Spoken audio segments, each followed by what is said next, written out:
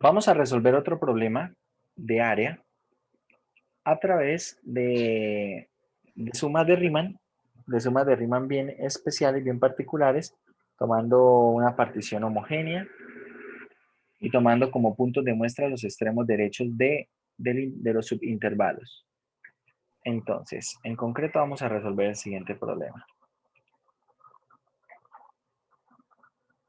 Hallar el área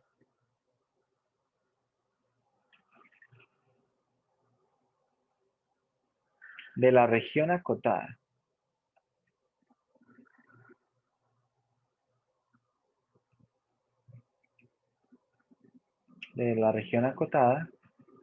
entre la gráfica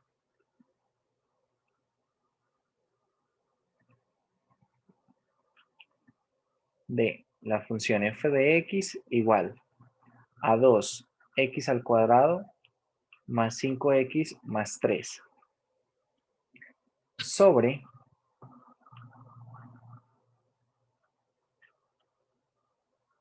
el intervalo, vamos a poner acá el intervalo de 0 a 5.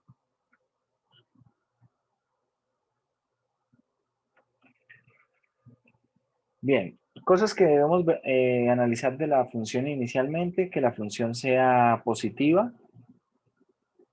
sobre ese intervalo, en este caso lo es, que la función sea continua sobre el intervalo, y en este caso también lo es.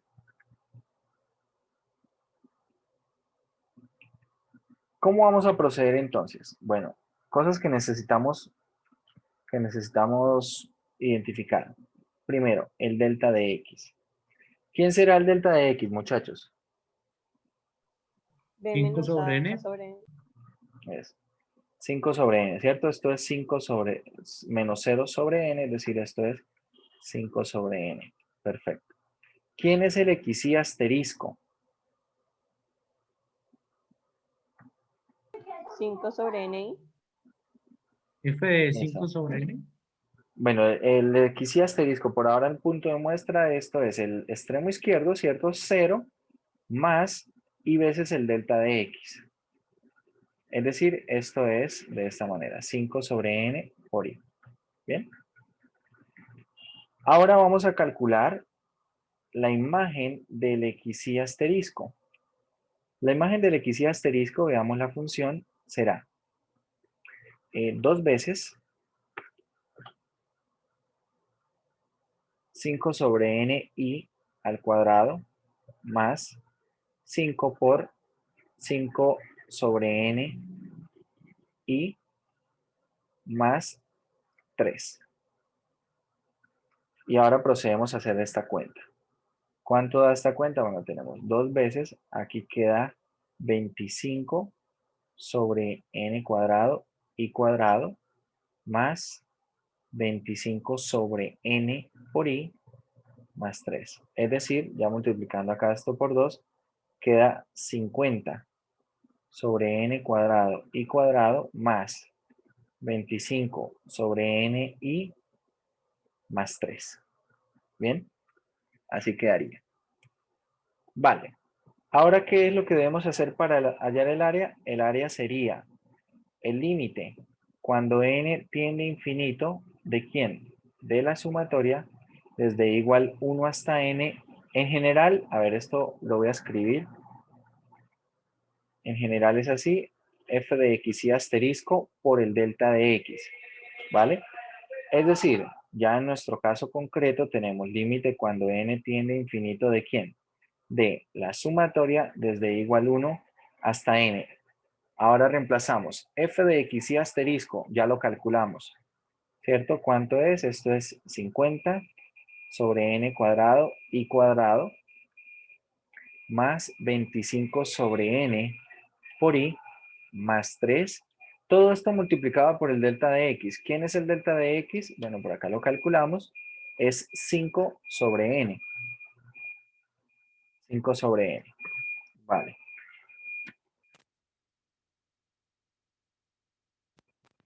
Ahora, vamos a separar. A ver, en este paso lo que voy a hacer es lo siguiente. Voy a multiplicar el 5 sobre n por cada uno de estos elementos, ¿cierto? Es decir, voy a hacer la distributiva de ese producto, voy a separar en 3 sumatorias y de cada sumatoria voy a sacar la constante. ¿Bien? De modo que queda límite cuando n tiende a infinito de. Voy a abrir aquí un corchete. Entonces quedaría la sumatoria de este primer término multiplicado por 5 sobre n. ¿Vale? ¿Qué sería? Sería 5 por 50, 250, dividido en n cuadrado, y acá dividido en n, quedaría dividido en n al cubo, y queda sumatoria desde i igual 1 hasta n de i cuadrado. ¿Por qué saco esta parte de la sumatoria? Porque es constante.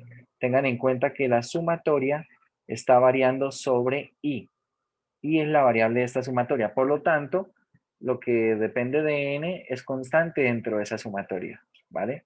Entonces, así quedaría esa primera sumatoria. Estoy multiplicando el 50 sobre n cuadrado por i cuadrado, multiplicándolo por 5 sobre n y saco de una vez de esa sumatoria lo que es constante, ¿vale? A ver, quedaría esto más que. ¿Qué me dicen ustedes? Más quién quedaría. 125 dividido en n. 125 dividido en quién? N cuadrado.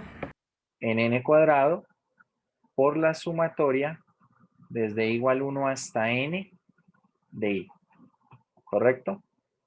Y finalmente más 15 sobre n, sumatoria desde igual 1 hasta n de 1. Y ahora lo que necesitamos hacer es aplicar las fórmulas para cada una de estas sumatorias, las fórmulas que conocemos. Luego vamos a hacer algunas cuentas para posteriormente evaluar el límite. ¿Bien?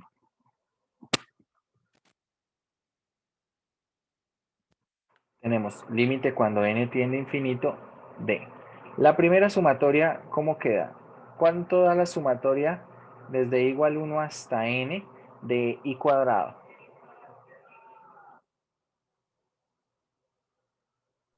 N por N más 1 por 2N más 1 sobre 2. Eso, n por n más 1 por 2n más 1 sobre 6, ¿verdad?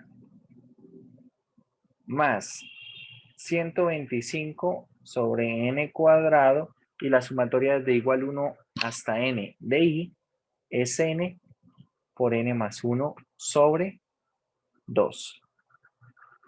Y acá finalmente nos quedará 15 sobre n por la cantidad de índices, ¿cierto? La sumatoria es de igual 1 hasta n de 1 es n, ¿cierto? Es la constante 1 por la cantidad de índices que es n. Entonces todo esto queda n. Bien, ahora lo que queda es simplificar algunas cosas. Acá necesitaremos hacer algunas cuentas para posteriormente poder evaluar el límite. A ver, ¿qué cosas vamos a hacer? Por ejemplo, voy a agrupar primero las constantes. 250 sobre 6. 250, la mitad es 125 y la mitad de 6 es 3. Es decir, esto es 125 tercios. Podemos simplificar esta n con una potencia acá en el denominador. De modo que en el denominador va a quedar n cuadrado y ojo, en el numerador quedaría el producto de n más 1 por 2n más 1. ¿Cuánto da este producto? De n más 1 por 2n más 1. Esto es 2n cuadrado más ¿quién? Más 3n más 1. ¿Sí estamos de acuerdo?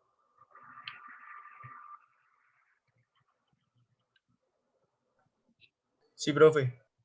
Entonces, listo, voy a escribir este resultado a cada una vez. 2n cuadrado más 3n más 1. Bien, ahora continuamos. Tenemos 125 sobre 2, queda 125 medios. Acá tenemos entonces, esta n se simplifica con una potencia del denominador, de modo que en el denominador queda n. Y en el numerador queda n más 1. Y finalmente acá en esta parte tenemos solamente 15. Bien, tenemos ahí solamente 15. Vale. Ahora lo que vamos a hacer es lo siguiente. En cada una de estas fracciones, de estas dos fracciones que quedan acá, la voy a separar en fracciones, ¿sí? Es decir, esto lo puedo separar en tres fracciones, 2n cuadrado sobre n cuadrado, 3n sobre n cuadrado y 1 sobre n cuadrado. La idea es que voy a separar esto y voy a ir simplificando de una vez como se pueda. Es decir, ¿cómo quedaría esto?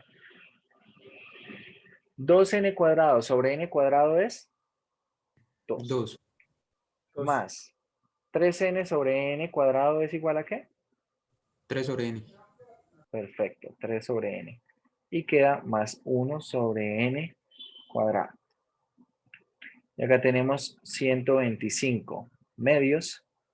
Y acá hago lo mismo, ¿no? N sobre n, 1 más 1 sobre n. Todo esto más 15 y ya estaría. Ahora ya tenemos esta expresión listo. Esta expresión ya está lista para poder evaluar el límite. Cuando n tiende a infinito, ¿hacia dónde tiende, por ejemplo, 3 sobre n? 0. Hacia 0. Entonces, 3 sobre n tiende hacia 0. Cuando n tiende a infinito, 1 sobre n cuadrado también tiende hacia 0. ¿Cierto? Tenemos una constante sobre una potencia positiva de la variable y cuando la variable tiende a infinito, eso va para 0. Eso también tiende hacia 0. Por lo tanto, ¿cómo queda todo este límite? Va a quedar 125 tercios por 2 más 125 medios por 1 más 15. Y ahora pues lo que queda es hacer estas cuentas. A ver cuánto da esta cuenta.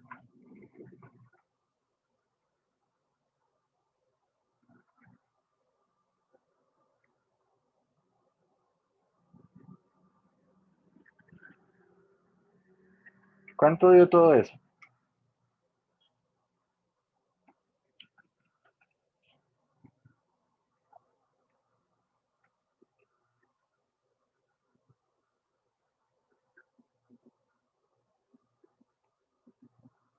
¿Cuánto da el resultado de todo eso, muchachos? 965 sexto. Sí, señor. 965 sextos.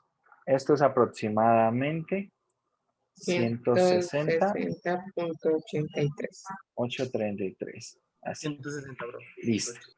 Eso sería el área. Ese es el área. Esto estaría acá en unidades cuadradas. Si, ¿cómo escribir? Bueno, si la respuesta, si esta pregunta estuviera en el forms, la respuesta sería solamente así, ¿no? Recuerden que en el forms no se le va a poner unidades ni nada adicional. Simplemente la respuesta numérica. Aprovechando que mencioné esto, en lo que es la carpeta de Dropbox, le subí ya un documento en el cual pueden ver, se llama algo así como directrices generales. Y pues ahí en esa carpeta, bueno, en ese documento pueden encontrar los temas de cada uno de los exámenes, ¿sí? Qué temas se van a trabajar en cada uno de los exámenes, qué porcentaje tiene cada uno de los exámenes. Entonces ahí ya está eso especificado. La fecha más o menos del primer examen está la semana del 5 al 9 de abril. La fecha del último examen, que bueno, es como del 28 o 29, creo que es 28 de junio al 3 de julio. Y los otros dos exámenes, pues la semana en la que lo vamos a realizar, queda ahí por acordar. Bien. También habla un poco de cómo son los exámenes, que cada examen tiene una parte de forms, tiene también una parte de soportes que se suben al Classroom y que cada una de esas partes vale exactamente lo mismo. Todo eso está allí. No sé, de pronto pueden revisar el documento, si hay algo que vean que hace falta mencionar de lo que hablamos en la primera clase, lo comentamos ahí de pronto por el grupo de WhatsApp o algo así, ¿vale? Bueno, este resultado podríamos verificarlo, por ejemplo, en GeoGebra podríamos ver ¿Qué pasa con este resultado? A ver, vamos a borrar.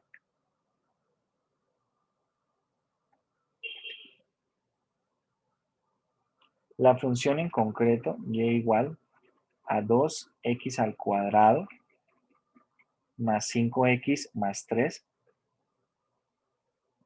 Es esta función, ¿verdad?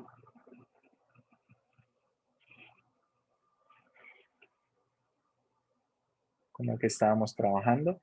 2x al cuadrado más 5x más 3. Listo.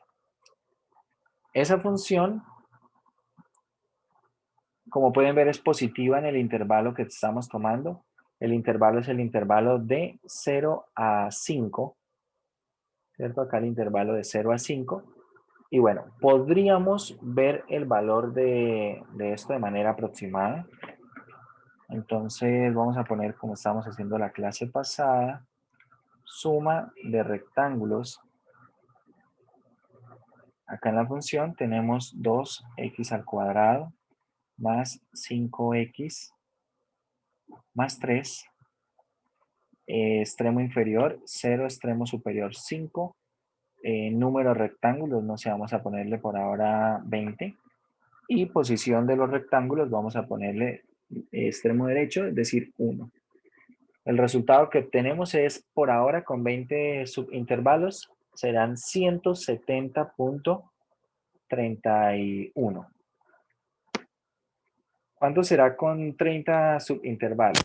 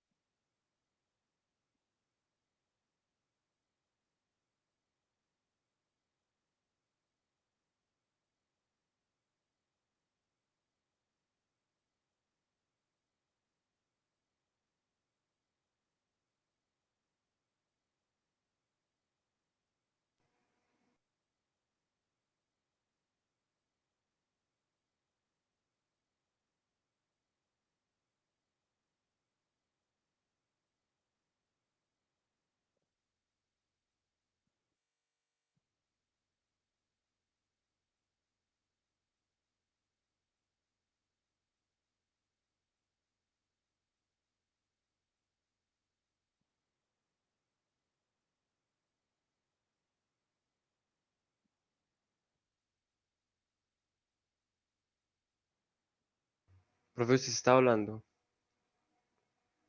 No se le escucha nada. No se escucha nada.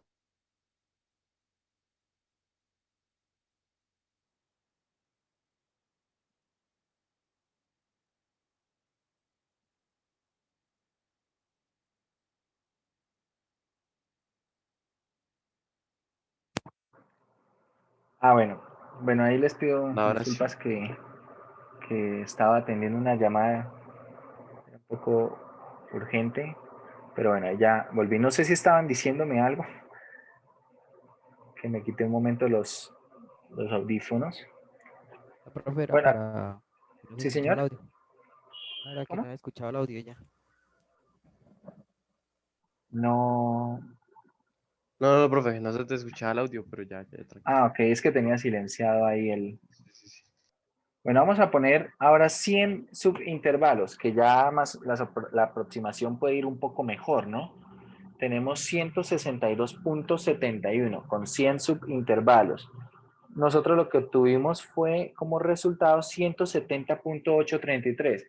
Podemos ver, nosotros estamos hallando acá el valor exacto. Acá con GeoGebra estamos hallando un valor aproximado. 100 subintervalos todavía pues podemos ver que hay algo de diferencia. Pongamos 500 subintervalos. Acá está 161.21. Todavía hay algo de diferencia incluso con 500 subintervalos para que notemos la distancia que hay acá. Y bueno, acá para mejorar un poco esto voy a tomar no el extremo derecho, sino tomando un punto medio. Con punto medio podemos ver que ya tenemos 160.83, que es más o menos lo que nos dio a nosotros, ¿no? O sea, lo que es el valor exacto. Recordar, muchachos, que la mejor aproximación se obtiene con punto medio cuando es un caso finito, y la verdad ocurre en la mayoría de casos. De hecho, a ver, si yo por ejemplo, veamos, voy a volver a 200 subintervalos y veamos cómo queda. Miren que con 200 subintervalos todavía, o mejor dicho, ya tenemos el 160.83. Voy a ir a 100 subintervalos. Tengo 160.83. Tal vez uno cree que no está cambiando. Entonces vamos a volver a 10. Y acá tenemos 160.63 con solamente 10 intervalos. Con solamente 10 intervalos, para que vean la diferencia en comparación a lo que sería punto medio y extremo derecho. En este caso, el punto medio va mucho más rápido al valor real que lo que viene siendo el extremo derecho. Tal vez acá con 20 podemos ver 160.78. Vamos a poner acá 30. 160.81 se acercó ya mucho, ¿cierto? Ya a lo que viene siendo nuestro valor estimado, que es 160.83. Con 50, bueno, acá. Con 50 ya tenemos 160.83, usando punto medio, ¿bien? Cuando nosotros estemos estudiando más adelante integración aproximada, tendrá mucho que ver con esto que estamos haciendo acá, y vamos a tomar como método de aproximación rectangular de punto medio, y también vamos a usar otros dos métodos, el método de trapecios y el método de Simpson. Básicamente vamos a trabajar con GeoGebra, vamos a trabajar también con Excel para ver cómo programar en Excel un problema de integración aproximada como ese, y acá en GeoGebra cómo plantear también ese problema, ¿no? Cómo poder programarlo, cómo poder encontrar un resultado aproximado o estimado a partir de lo que hace acá mismo GeoGebra. Bien. Pero bueno, por ahora para nosotros usar punto el extremo derecho es suficiente. ¿Por qué? Porque nosotros no lo vamos a hacer de manera finita. Nosotros no lo vamos a hacer de manera aproximada, lo vamos a hacer de manera exacta. Es decir, haciendo que el límite vaya infinito. ¿Vale? Haciendo que ese límite vaya infinito. Y por lo tanto, cuando va al límite infinito, pues vamos a tener el resultado exacto. Cuando uno hace que eso tiende a infinito, como les había dicho la clase pasada, realmente no importa si tenemos extremo izquierdo, extremo derecho o punto medio. No importa cuál de los tres tengamos. Con los tres da exactamente el mismo valor cuando vamos hacia infinito, cuando aplicamos el límite. Y sí es verdad que con el punto medio la aproximación mejora más rápido, sí, pero cuando se hacen cuentas como las que estamos haciendo nosotros aquí, usar el punto medio requiere hacer más cuentas, por eso no estamos usando punto medio. ¿Vale? Ya veremos cómo será trabajar con punto medio cuando estemos en la sección 7.8 en el siguiente capítulo, lo que vendría siendo para el segundo corte, y podemos hacer una comparativa de lo que es trabajar, por ejemplo, con extremo derecho. Bien. Bueno, tenemos ahí entonces ese problema, el problema del área. Y bueno, vamos a trabajar, vamos a hablar ahora de lo que es la integral definida. La integral definida, para hablar de la integral definida, realmente necesitamos primero definir lo que es una suma de Riemann. Resulta que hasta el momento nosotros el problema del área lo estábamos trabajando con el límite de una sumatoria. Esa sumatoria o esa suma en particular que estábamos tomando también es una suma de Riemann. Pero resulta que no todas las sumas de Riemann son como las veníamos trabajando nosotros. ¿Qué es una suma de Riemann en general? A ver, una suma de Riemann en general tiene las siguientes características. Primero, se le va a pedir a la función simplemente que esté definida sobre el intervalo cerrado AB. Es decir, a diferencia de lo que hacíamos antes que se pedía que f fuera continua y se pedía que f estuviera bueno, que fuera mayor o igual que 0, que estuviera por encima del eje X, sobre todo esto, sobre el intervalo desde A hasta B, ¿verdad? Si teníamos esas dos condiciones, entonces podíamos trabajar con el problema del área. ¿Qué ocurre? Que acá no le vamos a pedir ninguna de esas dos condiciones. No le vamos a pedir ni que sea positiva, ni que sea continua. Ninguna de esas dos condiciones se la vamos a pedir. Lo único que le vamos a pedir es que esté definida. ¿Qué quiere decir? Que la imagen exista para todo punto en el intervalo. Todo punto en el intervalo debe tener imagen. Si nosotros pedimos algo como esto, realmente es pedir mucho menos que lo que se pedía antes, ¿no? La continuidad es mucho más fuerte. Bueno, teniendo en cuenta que le vamos a pedir menos, entonces acá algunas condiciones cambian, algunas características cambian. ¿Qué cambia? Primer paso, lo que vamos a hacer es generar una partición en n subintervalos, pero a diferencia de lo que se hacía antes se hacía una partición homogénea, es decir, todos los subintervalos tenían el mismo ancho. En este caso no le vamos a pedir eso. Los subintervalos pueden ser de anchos distintos, pueden ser de diferentes anchos. De esta manera, entonces, al tener diferentes anchos de los subintervalos, estamos ante una partición que no es homogénea o que es irregular, ¿vale? Pero bueno, hacemos una partición. Más o menos voy a ir haciendo acá, ilustrando algunas cosas. Entonces, tenemos el intervalo desde A hasta B. Vamos a hacer una partición.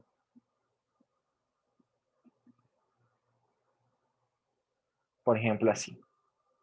De manera que acá vamos a tener el X1, X2, X3, X4, X5, X6, por ejemplo, esta partición finita, ¿sí? Donde cada uno de los subintervalos va a tener un ancho. Esto va a ser un delta de X sub 1. El segundo lo vamos a llamar delta de X sub 2 y así sucesivamente.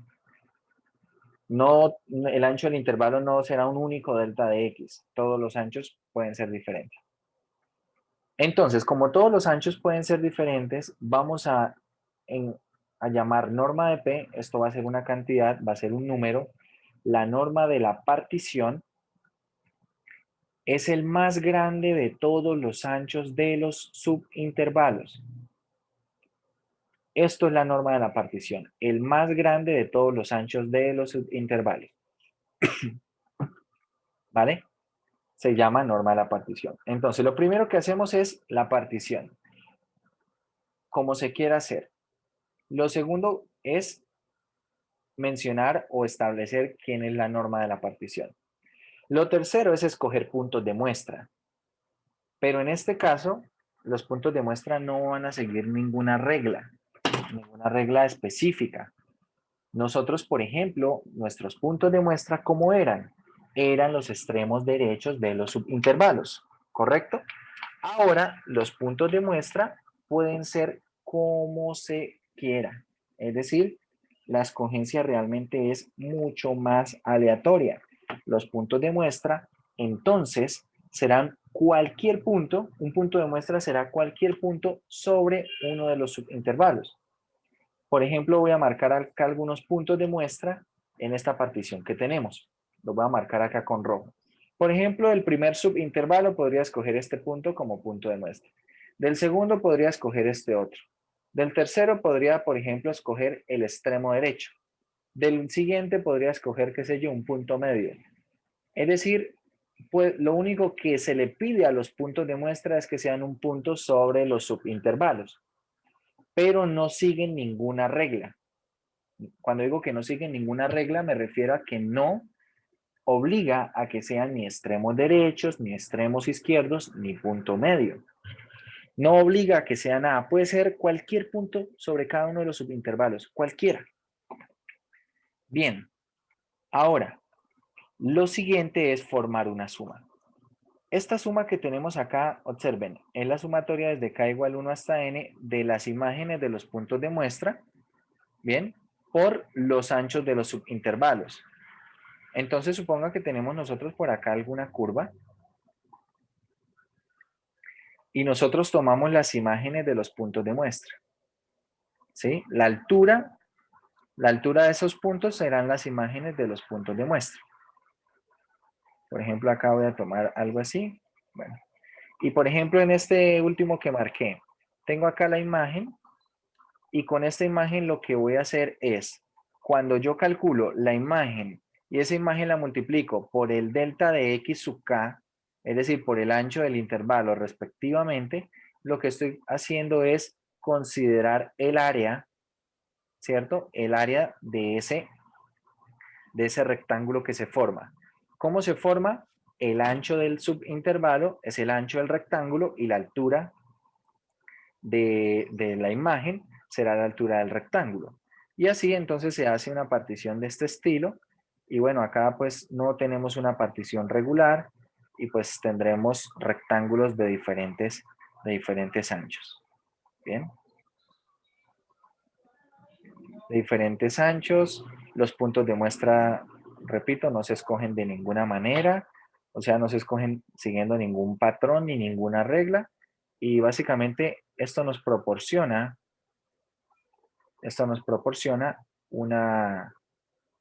nuevamente una aproximación a lo que es la región acotada, ¿vale? Nos ofrece una aproximación a la región acotada. Resulta que si uno hace esto de manera arbitraria, o sea, si lo hace sin seguir ninguna regla aparente, es decir, no es necesario tener una partición homogénea, no es necesario que los puntos de muestra sean todos iguales, o sea, todos extremos derechos o todos puntos medios, etcétera, sino que se pueden escoger de cualquier manera. Algo que se puede demostrar es que todos estos resultados dan exactamente lo mismo en el límite. Entonces, una vez se tiene todo esto y se forma esta sumatoria que está acá, finita, porque va hasta n, se conoce como suma de Riemann. Esto es lo que se conoce como una suma de Riemann. Lo que nosotros hemos hecho hasta ahora, lo que habíamos hecho, lo que hicimos en el ejercicio pasado, también es una suma de Riemann. También es una suma de Riemann. Realmente, las sumas de Riemann son más generales, pero ocurre lo siguiente. Si nosotros damos una función, ¿bien? Una función, resulta que tendremos acá el conjunto de sumas de Riemann. Resulta que para una misma función sobre un mismo intervalo yo puedo definir infinitas sumas de Riemann. ¿Por qué? Porque si yo, por ejemplo, hago otra escogencia de los puntos de muestra, ya tengo una suma diferente. Si hago otra escogencia de la partición, ya tengo una suma diferente. Es decir, que puedo construir para una función y un intervalo, puedo construir infinitas sumas de Riemann. Si además en esa función, bueno, tiene ciertas características como ser positiva y continua, entonces resulta que hay un conjunto más pequeño por acá que sería prácticamente la suma de Riemann que nosotros estábamos construyendo. Por ejemplo, acá podríamos poner en este conjunto, llamémoslo suma de Riemann asterisco. Estas sumas de Riemann, ¿cuáles serían? Por ejemplo, las que se hacen con particiones homogéneas, ¿sí? Las que además de tener particiones homogéneas tienen extremos derechos. A ver, vamos a poner, por ejemplo, acá. Todo este SR asterisco sería el conjunto de sumas de Riemann con particiones homogéneas. ¿Bien? Pero dentro de estas particiones homogéneas resulta que hay algunas que se usan con puntos de muestra que son extremos derechos. Habrán algunas otras que se usan con puntos de muestra como extremos izquierdos y otros que serán puntos de muestra como puntos medios. Entonces acá tenemos algunas de estas sumas de Riemann. Pero existen sumas de Riemann para una función y un intervalo que, por ejemplo, si yo simplemente con el hecho de quitarle que la partición sea regular, que sea homogénea, entonces ya se sale de ese conjunto SR asterisco, ¿sí? y puedo generar infinitas sumas de Riemann para un mismo problema. Cuando digo un mismo problema, es el problema de estimar o de aproximar digamos, el área, aunque ya vamos a ver que esto incluso es más general, ¿sí? De la misma manera, resulta que si nosotros consideramos acá un conjunto de funciones, en general, supongamos, definidas sobre el intervalo desde A hasta B, un intervalo cerrado, vamos a llamar a esto F mayúscula. Todas las funciones que estén definidas sobre el intervalo desde A hasta B. Y resulta que de todas esas funciones vamos a tener un conjunto mucho más pequeño, que será el conjunto de todas las funciones, que además son como, vamos a ponerle acá, continuas. Es decir, yo puedo tomar por acá alguna función que esté definida sobre el intervalo AB, pero que no sea continua, ¿sí? Que no sea continua. Y resulta que para esta función sobre este intervalo, para esta funcioncita sobre este intervalo, yo puedo construir un conjunto infinito de sumas de Riemann. Y dentro de ese conjunto infinito de sumas de Riemann, entonces aparecen las que son las sumas de Riemann con particiones homogéneas y ahí dentro están las de puntos de muestra de extremos derechos, izquierdos y puntos medios. Lo que quiero mostrarles con todo esto, muchachos, es que cuando uno habla de una suma de Riemann para un problema, es decir, para una función bajo un intervalo o sobre un intervalo, está hablando de solamente una de las infinitas sumas de Riemann posibles, ¿sí? Como pueden ver acá, la forma de escoger la partición, la forma de escoger los puntos de muestra hace que la cantidad de sumas de Riemann para una misma función en un mismo intervalo sean infinitas respuestas diferentes, infinitas formas diferentes.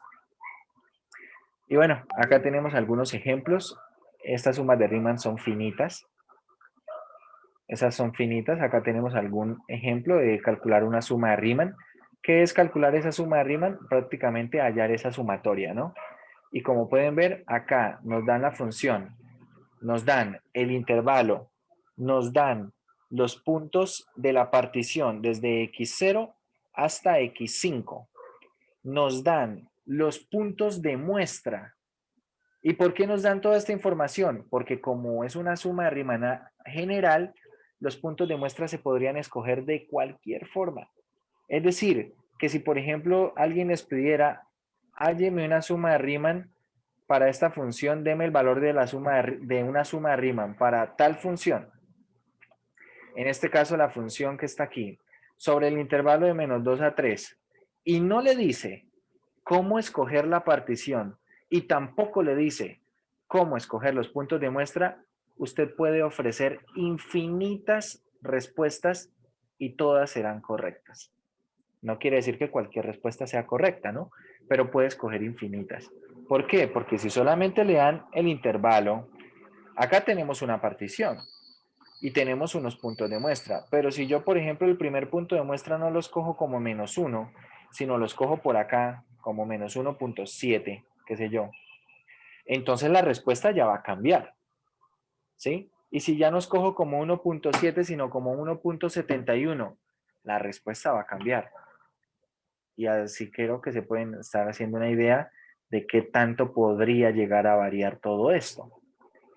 Entonces, cuando se habla de sumas de Riemann finitas, hay que dar toda la información, la verdad, para querer encontrar una única respuesta, ¿sí? Acá, por ejemplo, el ejemplo 2 de esta sección, trabajan con la misma función del ejemplo 1, con el mismo intervalo, pero ahora, y de hecho dice la misma partición, pero ahora le dice que escoja otros puntos de muestra, otros, diferentes. Y veamos, antes la suma de Riemann en el primer ejemplo dio 8.72.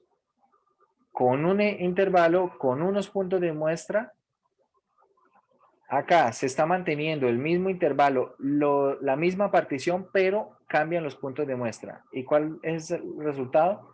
8.85. Bueno, menos 8.85. Ya no menos 8.72. Podemos ver una respuesta diferente. Lo realmente interesante ocurre cuando consideramos el límite.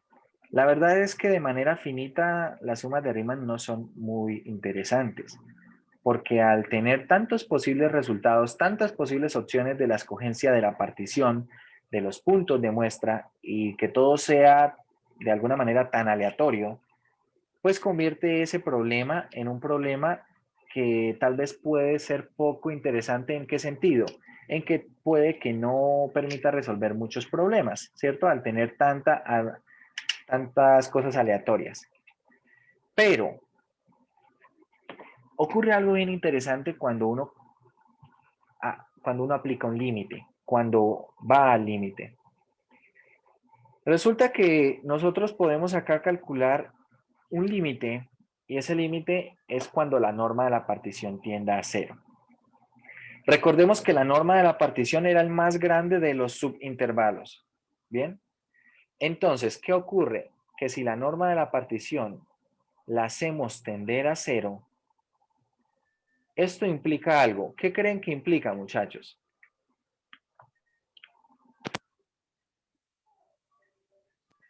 Por ejemplo, si yo tomo una partición de este intervalo AB y voy a tomar una partición, qué sé yo, con esto. Estoy dividiendo esto en 5 subintervalos. Bueno, esto parece homogéneo, entonces no lo vamos a tomar homogéneo. Listo, ahí está. 5 subintervalos y este sería el más grande, ¿no? Por lo tanto, esta sería nuestra norma de la partición. Si yo hago que la norma de la partición tienda a 0, la verdad es que para que eso ocurra, no vamos a tomar este punto y lo vamos a arrastrar hacia B. No. Porque claro, si yo tomo este punto y lo hago que se arrastre hacia B, que se dirija hacia B, o sea, si ya no tomo el punto acá, sino lo voy moviendo un poco a la derecha para que esa norma de la partición se haga cada vez más pequeña, resulta que hay un momento, por ejemplo aquí, bueno, voy a poner un poquito más acá, un momento como en este instante en el cual esto que queda a la derecha, el intervalo, el subintervalo que queda a la derecha, ya dejó de ser el más ancho. ¿Cierto? Ya no es el más ancho. Ahora el más ancho es este otro. Por lo tanto, ahora este, señor, es el que se llama norma de P. Pero si yo me pongo a mover todos los puntos de la partición, a lo sumo podría llegar a una partición homogénea.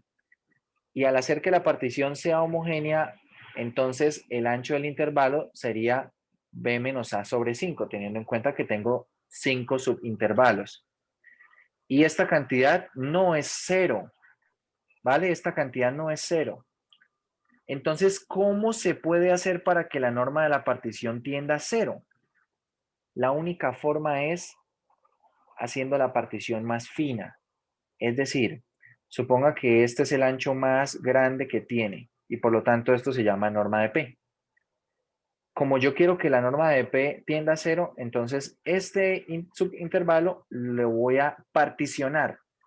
Y ahora es claro que ninguno de estos subintervalos es el más ancho. Ahora resulta que la norma de P es otra, ¿cierto? Entonces ahí voy saltando a otro subintervalo. ¿Y ahora qué le hago a ese otro subintervalo? Lo mismo. Es decir, le hago una partición. ¿Sí? Le hago una partición. Pueden ser con varios subintervalos o uno solo, ¿no? O sea, agregando un elemento más y ya está. Entonces ahí tenemos. Pero resulta que si hago esta partición, entonces hay otro que ahora está más ancho y así continúo. La única forma de que la norma de la partición tienda a 0, ¿cómo es? Que la cantidad de subintervalos crezca a infinito. Es decir, que si la norma de la partición tiende a 0, esto obliga al que el número de subintervalos tienda a infinito. ¿Vale? Resulta que teniendo en cuenta esto, cuando nosotros calculamos el límite de una suma de Riemann, cuando la norma de P tiende a 0, que les recuerdo acá, bueno, implica que n también tiene que ir a infinito para que la norma de p tienda a 0. Resulta que este límite tiene la característica, o bueno, tiene la posibilidad de existir o no, ¿cierto? Es un límite. Y la definición de límites que vimos en cálculo 1 establece que si las imágenes todas se aproximan o se hacen arbitrariamente próximas de un número, entonces ese límite existe. Pero también, como pudieron ver en cálculo 1, hay límites que existen y hay límites que no existen. Entonces este límite puede existir o no. Resulta que si este límite existe, todas las sumas de Riemann para un mismo problema tienen exactamente el mismo límite. Es decir, todos estos límites van a dar exactamente lo mismo. Vamos a decirlo de esta manera. Si yo, por ejemplo, tomo una partición de k igual 1 hasta n, la función, pero ahora voy a llamar a estos y sub k asterisco. Bien, los voy a llamar y sub k porque es otra partición diferente a esta. ¿Sí? Tomo otra partición de delta de y sub k. Y calculo también el límite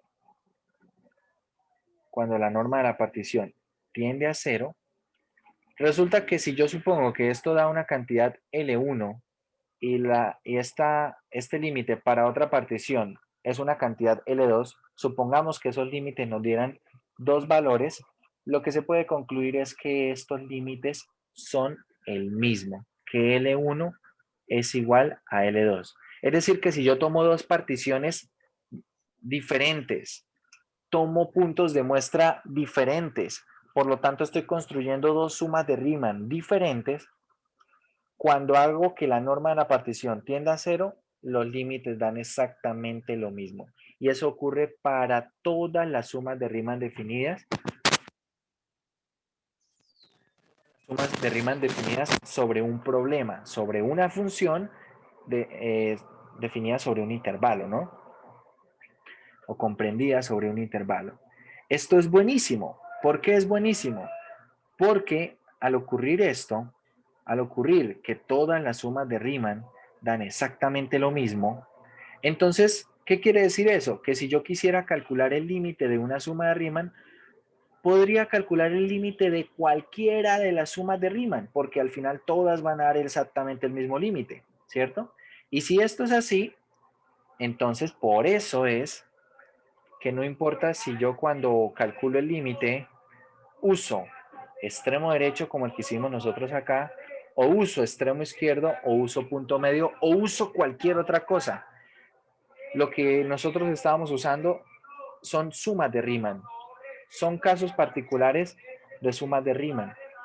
Pero en el límite, cualquier suma de Riemann va a dar exactamente igual a esos casos particulares. Entonces resulta bastante bueno. ¿Por qué? Porque, claro, cuando usted va a construir una suma de Riemann arbitraria, como no tiene forma de controlar en últimas la partición, ¿cierto? La partición es arbitraria, o sea, se escoge de cualquier manera. Como no tiene forma tampoco de controlar los puntos de muestra, porque también ellos se escogen de cualquier manera dentro de los subintervalos. Entonces la pregunta es, ¿qué pasa cuando yo calcule ese límite? Y de pronto calcular ese límite al infinito, es decir, cuando la norma de la partición tienda a 0, será algo bastante más tedioso que lo que hemos hecho hasta ahora. Entonces la respuesta es, no es necesario hacerlo de esa manera. Podemos hacerlo con partición homogénea, con extremos derechos, y como esa partición homogénea y extremos derechos para los puntos de muestra son una de las infinitas sumas de Riemann, pero todos los límites de todas esas infinitas sumas de Riemann dan exactamente lo mismo, entonces yo trabajo con una que sea fácil de trabajar. ¿Bien?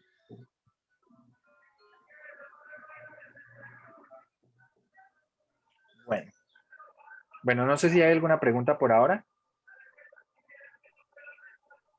Un ejemplo, profe, Señor. que si podría hacer un ejemplo, o pues mostrar un ejemplo. hable un poquito más fuerte, es que no estoy escuchando. Que si podría mostrar un ejemplo Bueno, ¿de qué? ¿De sumas de Riemann? del límite que acabo de explicar. Pues un Digo, ejemplo es de lo lo que que hicimos de acá. las sumas de Riemann, sí. Que no son por particiones homogéneas. Bueno, la verdad es que con una partición no homogénea no se puede calcular ese límite. Ese límite es simplemente teórico. Sobre la práctica no se puede hacer. ¿Por qué? Porque para poderlo calcular sobre la práctica, ¿qué necesitamos? Necesitamos poder encontrar una fórmula de esta sumatoria. Si ustedes observan el ejemplo que nosotros hicimos, encontramos una fórmula o una ecuación, ¿cierto?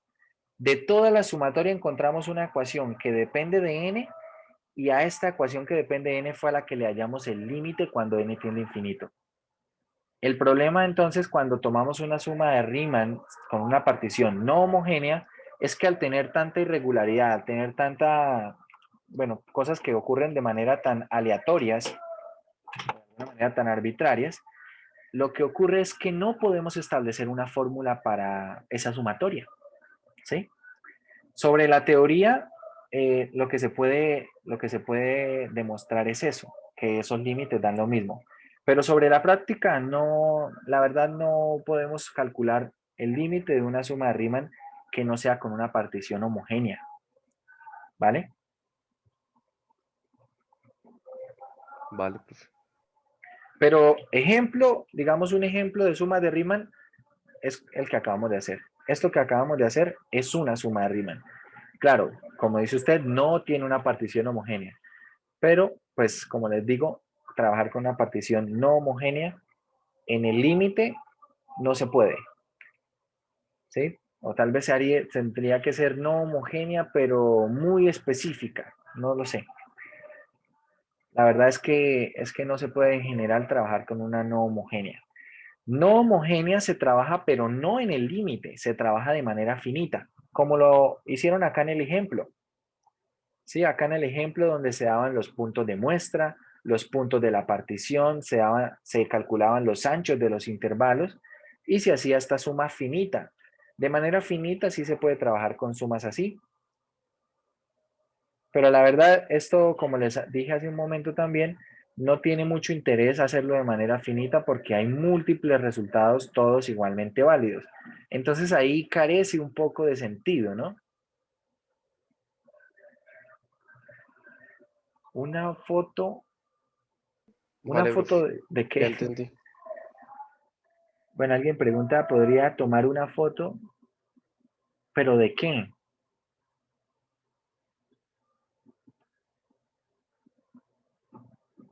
¿De lo que tenemos en dónde? ¿En el tablero? Pregunta, bueno, vale. Bueno, lo que acabamos de hacer aquí, bueno, no sé cómo se... De pronto alguien se queda mejor de la siguiente manera. Alguien le puede tomar de pronto una screenshot a lo que tenemos acá en pantalla y la comparte en el grupo, por favor. Que alguien está pidiendo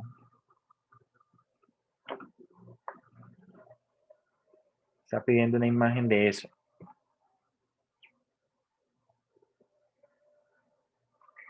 Bueno, el entendimiento de las sumas de Riemann, la verdad, nos dan herramientas más que nada teóricas, porque lo que tiene que ver con lo que tiene que ver con la integral definida se basa su teoría en sumas de Riemann. De hecho, en cálculo 3, cuando se hable de integrales múltiples, se tendrá que construir de alguna manera muy similar una suma de Riemann. Ya irán a ver esto. Se va a construir de una manera muy similar estas sumas de Riemann. A ver, qué sé yo. Vamos a ver, 326.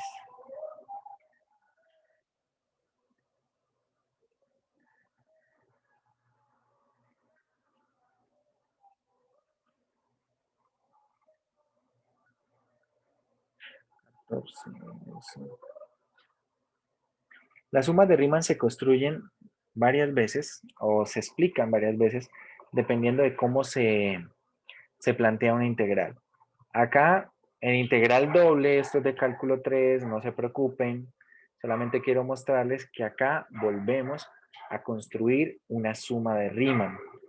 Nuevamente, pues acá tiene algunas características, tenemos funciones en varias variables, pero volvemos a construir unos pasos para formar una sumatoria, y esta sumatoria es una suma de Riemann ya no en una dimensión, sino ahora en dos dimensiones. En este caso es una suma de Riemann en dos dimensiones en coordenadas rectangulares. Por eso estamos dedicando un poquito de tiempo ahora. Más adelante tal vez se trabaja de una manera mucho más rápida, porque de alguna forma esto ya se vio, ¿no? Estas sumas de Riemann en dos dimensiones se parecen muchísimo a lo que estamos hablando nosotros ahora mismo de sumas de Riemann en una dimensión. No se hace solamente una vez. Acá al inicio de integral doble se trabaja, se establece lo que es una suma de Riemann para poder definir estas integrales. Cuando se trabajan también con integrales en coordenadas polares, acá en esta siguiente sección, acá, vuelve y se construyen unas sumas que en esencia son sumas de Riemann. Acá podemos ver, tal vez no se hacen los pasos, pero en esencia se construye otra vez una suma de Riemann. Límite cuando la norma de la partición tiende a cero, de la imagen de un punto de muestra.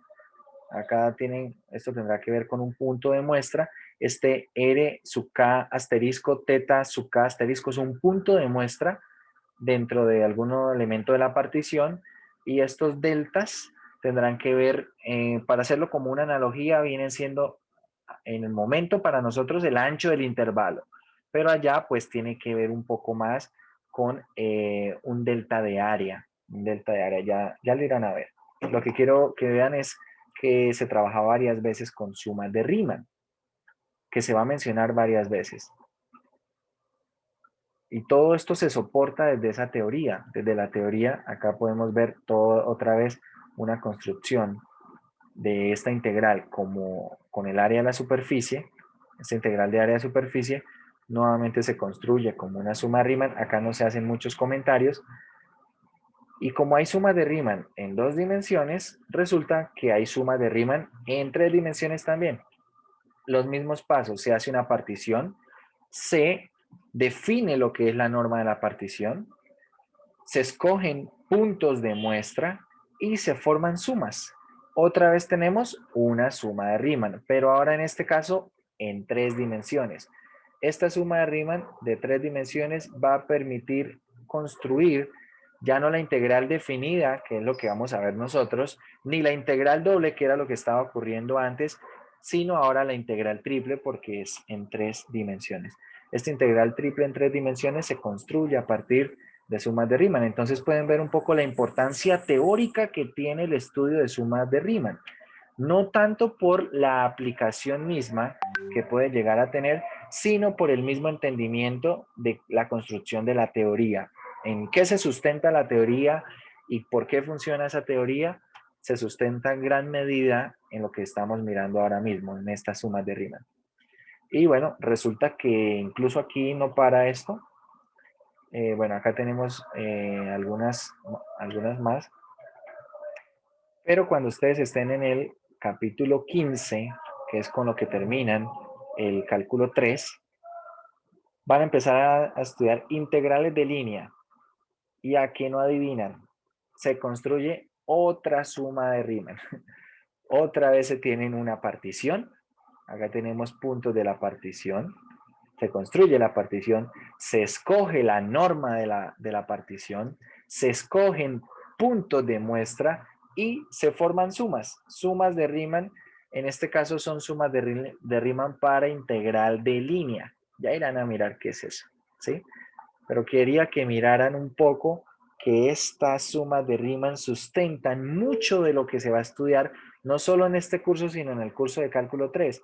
Y la verdad es que más adelante se van a mencionar, bueno, la construcción de la integral doble, triple y la integral de línea, se van a mencionar de una manera muy rápida y se va a decir, bueno, acá se construye una suma de Riemann, se hace una partición de este estilo, los puntos de muestra se escogen de este estilo, etcétera, etcétera. Bien. Bueno, más adelante incluso hay otra más, que es la integral de superficie, en la cual nuevamente se va a hacer uso de las sumas de Riemann.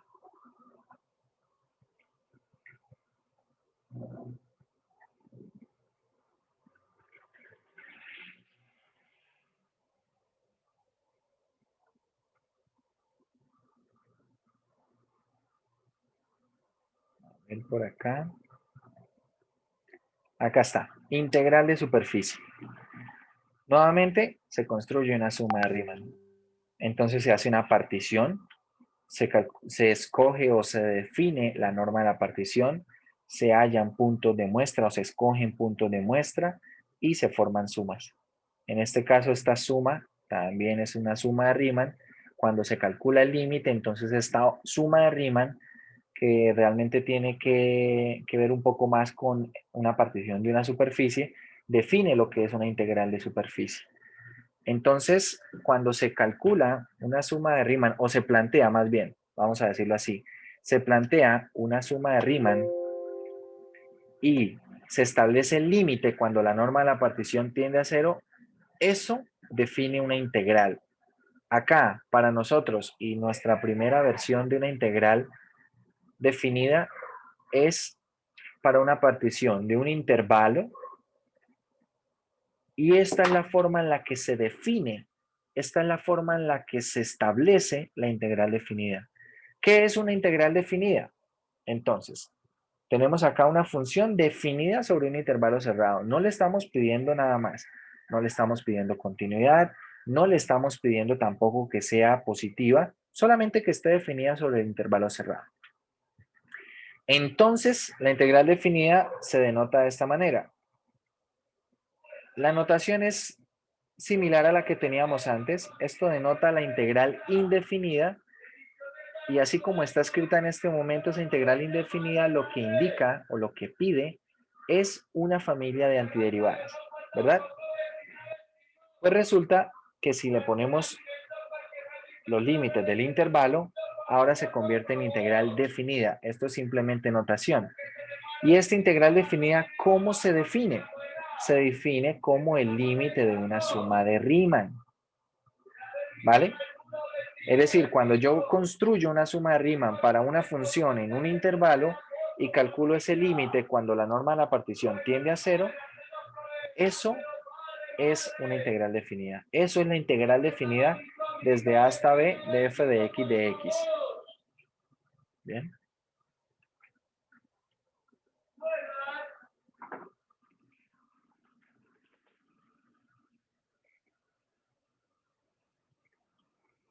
Y bueno, en esencia, como ya les dije, el límite de todas las sumas de Riemann dan exactamente lo mismo, ¿cierto? Cuando calculo el límite, ¿no? En el límite de manera finita, no. Entonces, si ustedes ven en el ejercicio que nosotros hicimos acá, lo que hicimos fue construir una suma de Riemann, ¿cierto? ¿Qué hicimos? Una partición homogénea para escoger los anchos de los intervalos, unos puntos de muestra, las imágenes, y cuando construimos esta sumatoria, esta sumatoria es una suma de Riemann. Cuando calculamos el límite, entonces estamos hallando el límite de una suma de Riemann. ¿Qué quiere decir eso? Que lo que nosotros calculamos acá, el límite, cuando n tiende a infinito de la sumatoria desde igual 1 hasta n de f de x sub i asterisco delta de x, es decir, con una partición homogénea, lo que estamos haciendo en pocas palabras es hallar el valor de la integral definida desde a hasta b. ¿De quién? De la función f de x de x. ¿Bien? ¿Por qué? Vale, resulta que la integral definida, sí, la integral definida en esencia es ¿quién? En esencia es el límite cuando la norma de la partición tiende a 0, ¿cierto? De la sumatoria desde igual 1 hasta n de f de x y asterisco, un punto de muestra escogido aleatoriamente con una partición que no necesariamente es homogénea. Entonces vamos a poner aquí un delta de x sub i. Bien, la diferencia entre lo que escribí a izquierda y derecha es muy sutil. ¿Cuál es la diferencia? Que acá tengo delta de x Acá tengo delta de x sub i. Si pongo solamente delta de x, eso sugiere que la partición es homogénea. ¿Bien? Que todos los subintervalos tienen el mismo ancho. Pero si pongo delta de x sub i, esto sugiere que la partición no es homogénea o no necesariamente es homogénea. ¿Bien? Otra diferencia. Acá tenemos límite cuando la norma de la partición tiende a 0. ¿Sí? Y en este otro caso tenemos el límite cuando n tiende a infinito. Pero resulta que ambas son sumas de Riemann. Ambas son sumas de Riemann. Es decir, lo de la derecha es una suma de Riemann en general, lo de la izquierda es una suma de Riemann en particular. Pero sigue siendo una suma de Riemann. Y como en el límite todas las sumas de Riemann dan lo mismo, por eso lo que debe dar a la derecha, que es el resultado de esta integral definida, es el mismo resultado que da a la izquierda. Dicho lo cual, para este problema lo que podemos establecer es que la integral desde 0 hasta 5 de la función, a ver, ¿cómo era la función? Creo que era 2x al cuadrado más 5x más 3, si no estoy mal. ¿Sí es esa la función, muchachos? Sí, Sí, señor. señor. Bueno, la integral definida de esa función, por definición, ¿qué es? ¿Qué es esa integral definida? Es el límite de una suma de Riemann. Pero ya calculamos ese límite de una suma de Riemann, ¿no? De hecho, eso fue lo que hicimos acá. Eso fue lo que hicimos acá. Calcular el límite de una suma de Riemann para este problema. Eso fue lo que se hizo aquí. Y ese límite ya lo calculamos. ¿Cuánto nos dio ese límite? Ese límite nos dio 965 sextos. Quiero que tomen su calculadora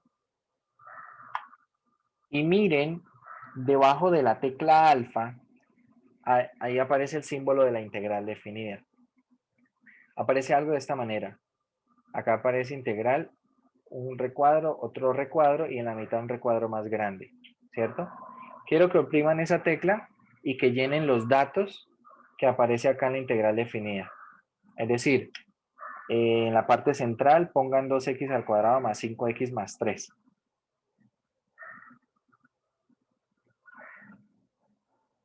En el límite inferior vamos a poner 0 y en el límite superior vamos a poner 5. ¿Y cuánto da eso? Sí, da eso. Da lo Igual. mismo. Da Lo lo que mismo, nosotros profe. obtuvimos a través del límite, ¿verdad? Entonces podemos verificar o podemos acá mostrar que efectivamente lo que hallamos fue el valor de esa integral definida. ¿Bien? El valor de esa integral definida. Resulta que así como lo estamos viendo esta integral definida, entonces también el resultado de la integral definida nos dio la respuesta de nuestro problema de área. Resulta que no siempre es así.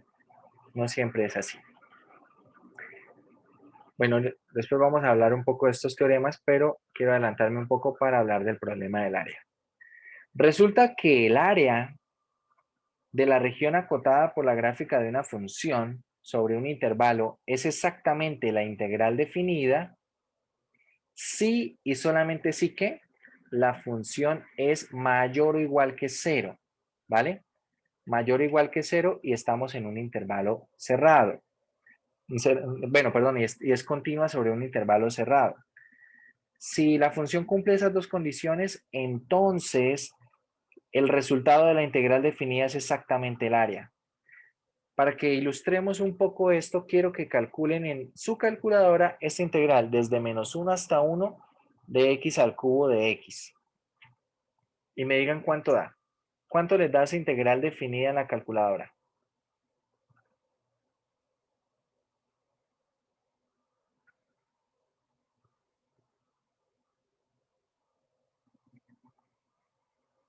Cero. Pues a mí me dio 0. Sí, señor. Cero. ¿Cuánto les dio? 0. Cero. 0. Bueno, perfecto. Da 0. Muy bien. Resulta que esa integral definida da 0. Pero si ustedes observan acá, hice la gráfica de x al cubo. definida en el intervalo de -1 a 1.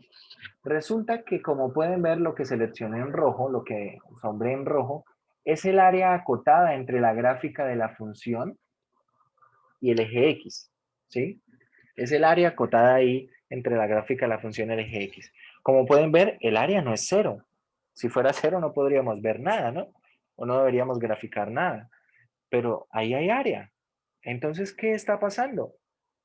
Lo que está pasando es que la función que estoy tomando no es positiva en el intervalo definido. Eso es un problema. ¿Por qué? Porque si esa función no cumple con esas condiciones, es decir, no es continua o no es positiva todo el tiempo en el intervalo, entonces la integral definida no es el área. Va a ser básicamente diferente al área. Como pueden ver acá, el área, al menos gráficamente, se puede ver que no es 0, ¿no? Y la integral definida sí está dando 0. Entonces, quiero que tengamos esto claro. No siempre el resultado de una integral definida corresponde al valor de un área, ¿sí? O sea, si yo les pregunto, pregunta, a ver, aquí alerta de spoiler, pregunta para el examen. Si yo en el examen les digo así, olvídense de todo esto, ¿no? Les digo simplemente, el resultado de, vamos a escribirlo de hecho en el tablero. Si yo les digo lo siguiente, el resultado de la integral definida desde a hasta b de f de x es el área acotada por la gráfica de f de x y el eje x sobre el intervalo desde a hasta b. ¿Esto es falso o es verdadero? ¿Qué dicen?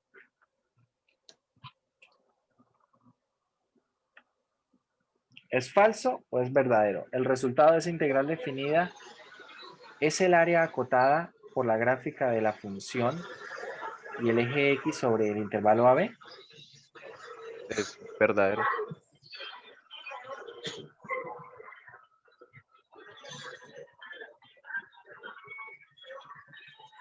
¿Qué dicen? Bueno, alguien dice verdadero, alguien dice algo contrario o por qué dice verdadero. Falso porque A y B pueden ser variables negativas. A y B tienen que ser constantes, no pueden ser variables.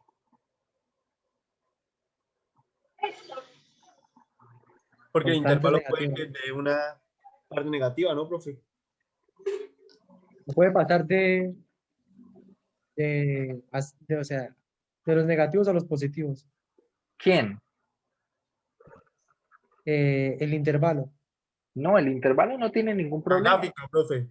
La gráfica es la que tiene problema. El intervalo puede ser lo que usted quiera. O sea, si por ejemplo yo acá, vamos a mirar aquí en GeoGebra, todo esto le voy a sumar otro poco. Vamos a sumarle 8. Si yo a todo esto, por ejemplo, quiero hallar digamos, el problema del área, quiero hallar de hecho la integral definida sobre el intervalo de -4 a -2, no hay ningún problema.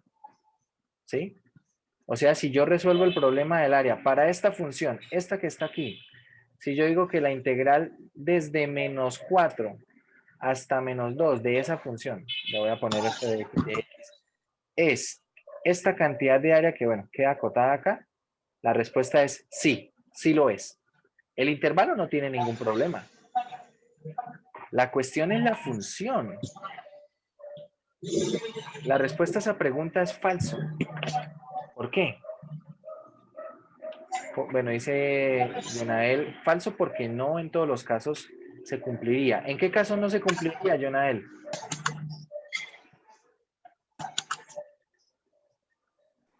Cuando la función es negativa. Exactamente. Muy bien. Cuando la función es negativa. Resulta que aquí en este enunciado que yo les estoy dando, en ninguna parte dice que f de x tiene que ser mayor o igual que 0. En ninguna parte dice eso. Y como no dice eso, entonces acá prácticamente estoy contemplando todos los posibles escenarios. Es decir, estoy contemplando todas las posibles funciones. Y todas las posibles funciones, para todas las posibles funciones esa respuesta no es correcta, no es verdadera. De hecho, lo pudimos ver hace un momento, ¿cierto? Acá, ustedes lo verificaron hace un momento. A ver, vamos a mirar los dibujos anteriores, si aparecen. Ahí está. Ustedes pudieron ver la integral definida desde menos 1 hasta 1 de x al cubo, dio 0. ¿Y el área 0? No. Entonces, ¿la integral definida siempre es el área? No. ¿Qué se necesitan? Más condiciones. ¿Qué condiciones? Que sea positiva Que sea y que sea continua. continua. Perfecto. Esas dos condiciones. Si le agregamos esas dos condiciones, entonces la respuesta es verdadero. Si acá dice esto, y por ejemplo acá dice, qué sé yo, donde f de x es positiva y f de x continua sobre AB, si le agregamos esto, ahora es verdadero. Ahora sí es verdadero porque tiene todas las condiciones. Pero si no tiene estas condiciones, no necesariamente se cumple. Por lo tanto, la respuesta sería falso. ¿Bien? Bueno, vamos a dejar hasta aquí por hoy.